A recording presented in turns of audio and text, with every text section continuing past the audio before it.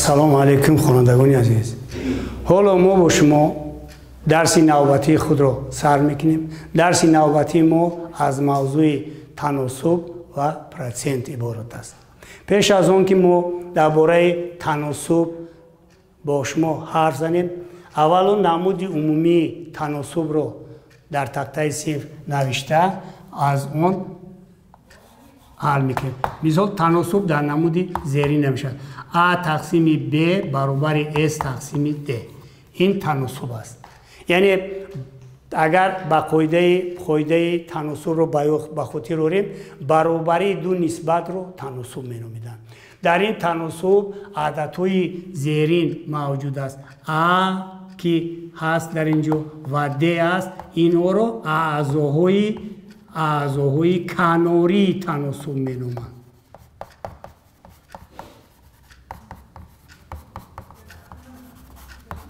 تناسب مینامند. عددهای B و S رو اعضاهای مابینی تناسب مینامند.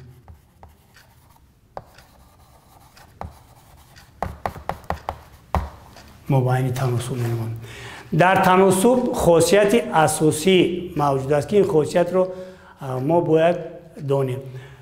حاصل ضرب اعضای مابینی تناسب به حاصل ضرب اعضای کناری آن برابر است یا برعکس. یعنی ما حاصل ضرب اعضای کناری تناسب رو میگیریم و A رو با D ضرب میکنیم. این باید به حاصل ضرب اعضای مابینی آن B و S برابر شود. از همین خاصیت تناسب استفاده برده ما مثال هایی که در آینده با شما حل میکنیم استفاده برده حل میکنیم اون رو. اکنون ما در موضوع اون که پروسنت گفته یا که فایز میگویند، ما در متماتیکا کلمه پروسنت همین معنا رو دارد. از 100 یک حصه شه، از 100 یک حصه عدد رو پرسنت. ما معادله بالا رو کم تا ساده نوشته نمودی زیرینده بنویسیم. 20 ضرب x برابر 5 رو با 6 ضرب کنیم عددی 300 حاصل میشه. خیلی که شما میبینید در اینجا معادله درجه یکم حاصل شد. از این معادله درجه یکم معلوم است که حاصل ضرب برای یافتن اعضای نامعلوم این معادله باید که ما برای یافتن x حاصل ضرب رو با ضرب شونده معلوم تقسیم کردن ما لازم است. یعنی ما 300 رو با 20 باید که تقسیم کنیم. اگر ما 300 رو با 20 تقسیم کنیم این میرسد 15 تا. یعنی جواب مثال ما میشود 15. جواب مثال ما میشود 15. در هر دو مورد اگر نو بسته از اون که x در کدام جا واقع است، در طرف راست یا در طرف چپ واقع گشته است، از این نو بسته به این مثال هست. در مثال دیگه ما همین کار رو ساده کرده نشون میتیم که مثال دیگه میگه 48 رو با 16 تقسیم میکند، این برابر است با 24 تقسیم x. بینید در اینجا نامعلوم در طرف راست واقع گشته است. از بس که نامعلوم در طرف راست واقع گشته است ما با همون خاصیت اساسی تناسب استفاده برده همین در همین نمود می‌نویسیم. یعنی حاصل ضرب اعضای کناریش 48 با x ضرب کرده در طرف چپ می‌نویسیم و 16 رو با 24 ضرب کرده در طرف راست می‌نویسیم. اینجا میشه 48 ضرب x برابر 16 را اگر ما با 24 ضرب کنیم 16 رو با 24 ضرب کنیم میشه 4 کره 6 24 2 دریا 4 60 میشه. اینجا جمع کنیم 32 میشه. اگر جمع کنیم این 4 میشه 8 384 میشه. اکنون خیلی که شما دیده است باز همون معادله اوله حاصل شد. برای یافتن ضرب شونده نامعلوم ما باید که حاصل ضرب رو 384 رو با 48 تقسیم کنیم. اگر ما 384 رو با 48 تقسیم کنیم این میرسد 3 و 6 کره 8 5 تا 6 تا 8 карат мерасад, чунки 384 ро мо ба 48 тақсим кунем, 8 расад, 8 карат 64 мешавад, 4 6 дарад 32, ин 38 мешавад. Яъне ҷавоби мо 8 мешавад. яъне дар ин мисолам ба мисоли аввала мо дар ҳал карда ёфтем ки дар ҳақиқат дар ҳалли мисол фарқ надоштааст ки номаълуми мо аз тарафи чап бошад ё номаълуми мо аз тарафи рост бошад. ҳозир мо масъалаеро дидем ки дар он фоиз ҳисоб карда мешавад. яъне ин масъалаи фоиз ҳисоб кардан мисоли оддӣ ки ҳаст, мегӯяд 20% адади 20 ёфта шавад. 20% адади 20 ёфта шавад. анаки мо дар ҳамин масъала вақте ки мегӯяд 20% адади 20 ёфта шавад, ма ки биёбем ки 20% адади 20 чанд аст, мо ҳамина дар боло менависем 20% адади 20 ёфта шавад.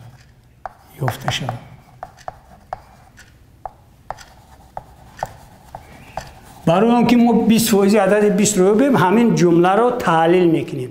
20% адади 20, яъне ин гуфтани гап ки 20 адади 20 ин 100% аст. 100%. А 20%аш менависем, зери фоиз данисем 20%, инҷа менависем адади номаълум x. яъне мо ҳамин x ро барои он ки x ро ёбем дар инҷо, дар ҳамин навиштаҷот ки шумо бисёр маврид ҳал мекардед, ҳаминҷа x-а ба 100 зар мекунад, аъзои будагира зар мекунем, x-а ба 100 зар мекунем, аломати фоиза менависем ва 20 ро адади 20 ро ба 20% зарб карда дар тарафи рост менависем. дар ин ҷо ҳам ба мисоли гузаштагимон бо зарбшаванда омадааст. яъне барои он ки x ро ёбем, хати касрӣ мекашем, тарафи рост будагира 20 зарби 20% менависем, ба 100% тақсим мекунем. шумо мумкин гап занед ки барои чӣ муаллим аломати фоизро менависад дар ҳам маврид. аломати фоиз азбаски ки масъалаи мо ёфтани фоиз аст, аломати фоизро доимо навиштан лозим аст. аломати фоиз ки ҳам дар сурат аст, ҳам дар махраҷ аст, ихтисор мешавад. боқӣ мемонад, дар мисоли мо боқӣ мемонад 20, инҷа 20 ро ба 20 зарб кунем 400 мешавад, ба 100 тақсим мекунем, x баробари 4 мешавад. яъне 20% адади 20 ин адади 4 мебошад ки дар масъалаи мо ҳамин хел маълум мешавад. акун мо масъалаи дигарро мебинем. дар масъалаи дигар мегӯяд ки 18 градус чанд проценти кунҷи кушодро ташкил мекунад. 18 градус. яъне мо калимаи вақте ки дар бораи градус суханронӣ мекунем, шумо медонед градус навишта мешавад ҳамин тариқ. 18 навишта мешавад, дар болояш ноли хурдака гузошта мешавад, ин градус аст. 18 градус. акун кунҷи кушод гуфта чира мегӯям. мо вақте ки дар бораи кунҷи кушод гап мезанем, дар назар дорем ки таърифаша ба хотир биёрем, кунҷе ки ба 180 градус баробар аст. вай кунҷи кушод ном дошт. ҳамин кунҷа агар мо кашем, агар ҳамин нуқтаи 0 гузорем, ина а б гузорем, агар ҳамин кунҷи а о б ин баробар 180 градус мешавад.